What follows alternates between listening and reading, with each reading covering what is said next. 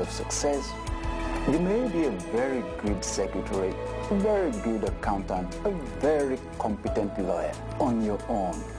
But it's another level of success entirely when you can get 10, 50, or 1,000 people to cooperate with you to achieve your objectives. We call that leadership. Now, I have an idea. What strategic move you can make to move your life to the next level of success. And it's for you to get a copy of the book, Multiply Your Success, Lead. Multiply Your Success, Lead. In this book, you will learn how to turn loose your ability to inspire others, transform your organization, solve problems better and faster than before, multiply your effectiveness, and become a change champion in your nation. To order for Multiply Your Success, Lead, please call 0805-4454-466 or 0808-4444-466. Multiply Your Success, Lead by Sam Adeyemi, a life-transforming tool that you need to succeed. Success Power. Welcome back. This is Success Power. We're discussing the topic, cultivating your relationships. Remember, your greatest joys in this world will come from people, and your deepest hurts and pains are likely to come from people. Relationships don't build themselves, we have to build them. Your investment is the key to your achievement. You and I must make effort to invest in our relationships.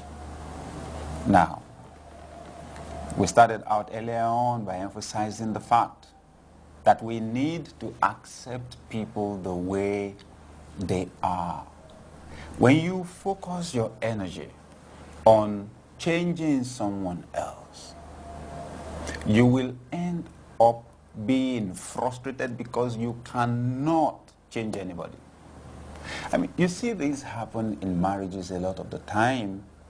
You know, sometimes people spot some traits in people while they are courting or while they are engaged, and because they are in love, because there's a lot of chemistry going on, somehow they tell themselves, don't worry, I'm sure I'll be able to change him in that area. I'll be able to get him to act differently in that area, or I'll be able to change her in that area.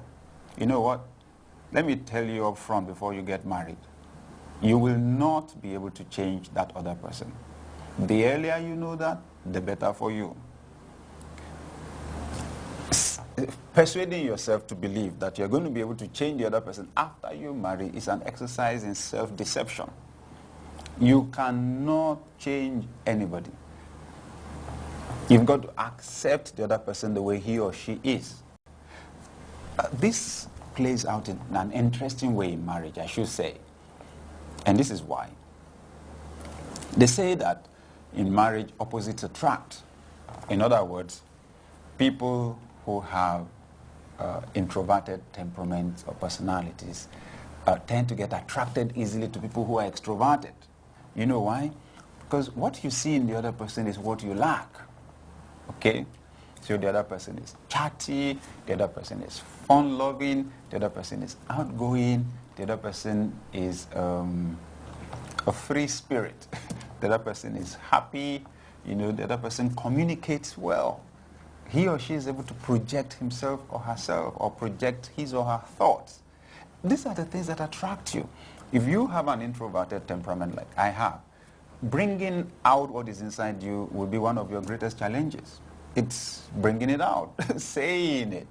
And then you see someone who does that with ease. Oh my God. Once the chemistry sets in, it can be a very powerful pull.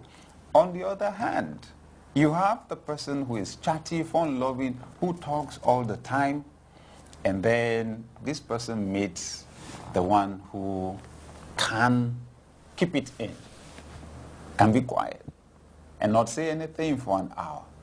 The one who is a thinker, the one who is methodical. Because a lot of the time, those people who are chatty sometimes are not organized. It can be one of their weaknesses, many of them.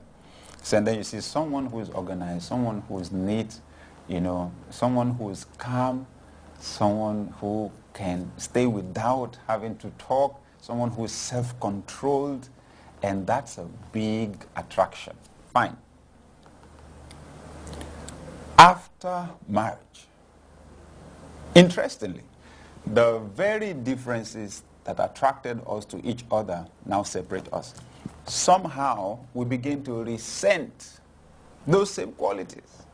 And I've tried to think and to find out why. And I came to the conclusion it's because you get too much of that thing that you like in the other person when you now live in the same house. And you have to make all your decisions together. Example. The one who likes to be quiet and who likes to read, who likes to think, enjoys the company of the person who talks a lot of the time and cracks jokes.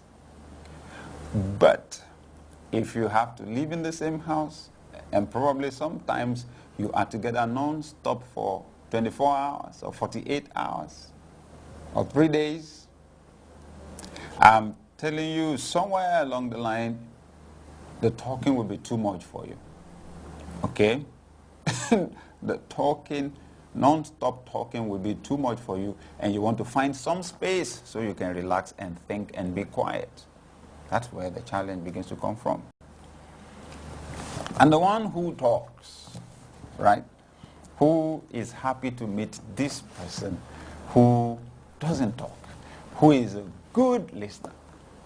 When you stay in the same house for 48 hours or 72 hours, and this person doesn't talk, then it becomes a source of frustration.